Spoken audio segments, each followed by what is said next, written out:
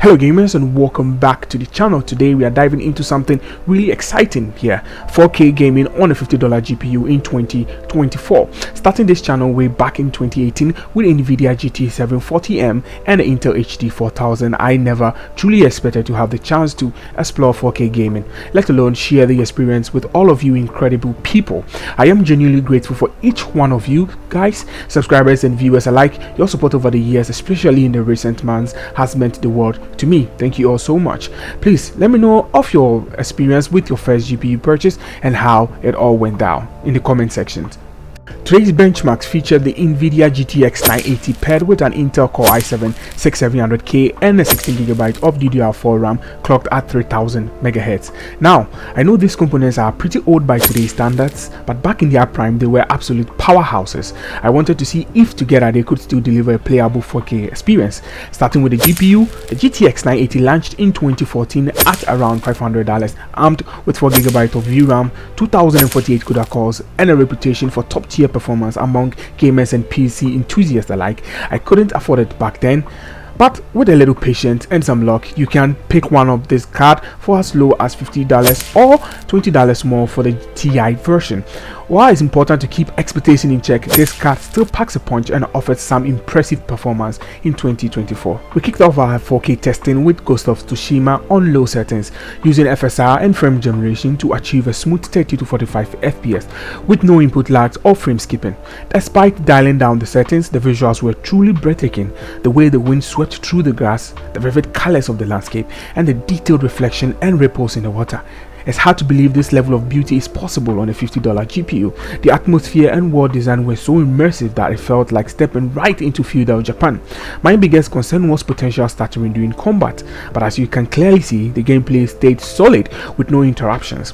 It's a stunning experience that really showcased what this was still possible on older hardware. If you are curious about budget 4K gaming as I was, make sure to stick around for the rest of the series, where we push this setup through even more demanding titles. Don't forget to hit that subscribe button, drop a like, and let me know in the comments which games you'd like to see us test next.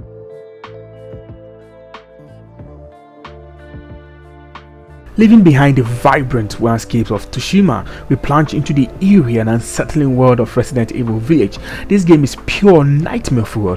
I will admit, testing this game gave me a few sleepless nights, but that's just between the two of us, okay? We run it at 4K with everything set to low, once again using FSR to keep frames playable and experience smooth. To my surprise, we managed a steady 40 to 50 FPS, which is impressive for this hardware. Even with the settings turned down, the visuals still held up beautifully. The textures were sharp, details were rich, and there was this haunting atmosphere that was immersive and unsettling. Shadows loomed, corridors felt catastrophic, and every corner had that unsettling detail that draws you in and yet makes you want to look away. Despite the spine-chilling gameplay, Resident Evil Village left a memorable mark if you can look past the nightmares that comes with it.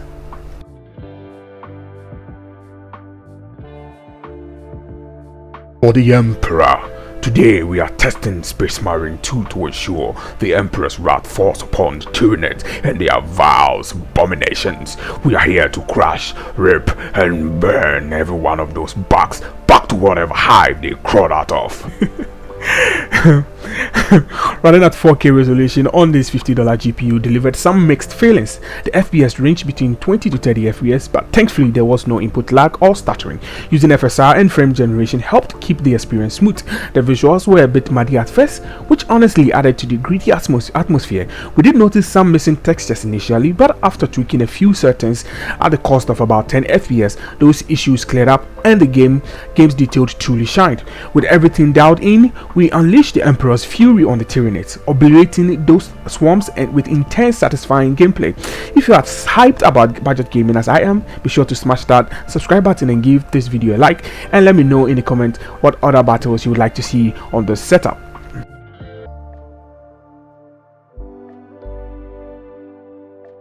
I'm not usually one for fighting games, as long time viewers will know, but I had a great time recording and testing Dragon Ball Sparkling Zero.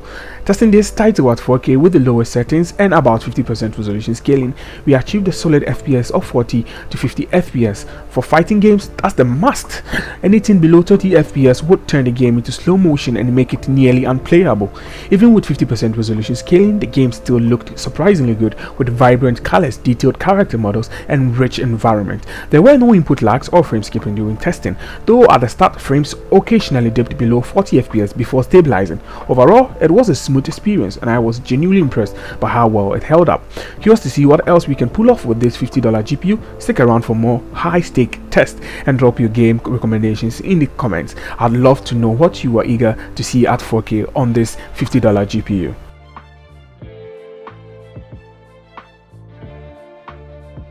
We dove headfirst into the stunning world of God of War Ragnarok, putting our $50 GPU to the test at 4K with low settings and frame generation. The results were intriguing, with frames fluctuating between 20 to 40 FPS, and I'm happy to report there was no input lag or frame skipping. However, we did notice some strange visual artifacting during testing that made me wonder if the card was struggling to keep up, aka artifacting or PC dying. To fix this, I dropped the resolution back to 1080p, and just like that, those pesky glitches vanished. The gameplay became incredibly smooth and the visuals absolutely breathtaking. The rich landscape and vibrant colors transported me right into the heart of Norse mythology, making every moment with Kratos on Atreus feel epic.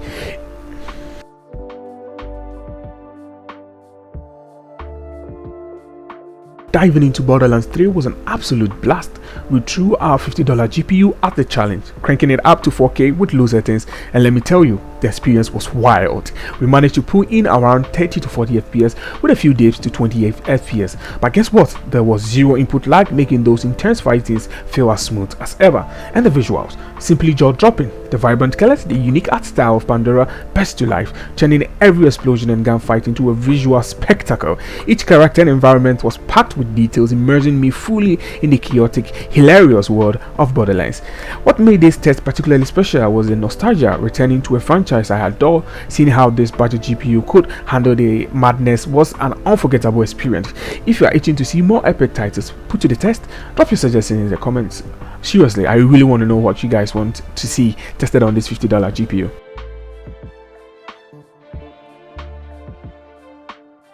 And finally, we took on Far Cry 6, the latest in the explosive Far Cry series, all on our $50 GPU, running at 4K resolution with low settings and FSR enabled.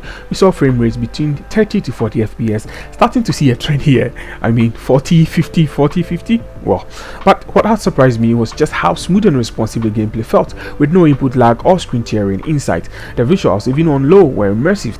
The lush landscape of Yara felt alive, and vibrant colors, detailed foliage, and the lighting that made everything pop. And I'll be honest, I had a blast causing mayhem in the game's tank. Causing mayhem in the game as a tank driver, watching explosives and firestorm rip through the scenery. Despite running on budget hardware, the experience was intense, immersive, and so much fun that it didn't feel like a low setting at all.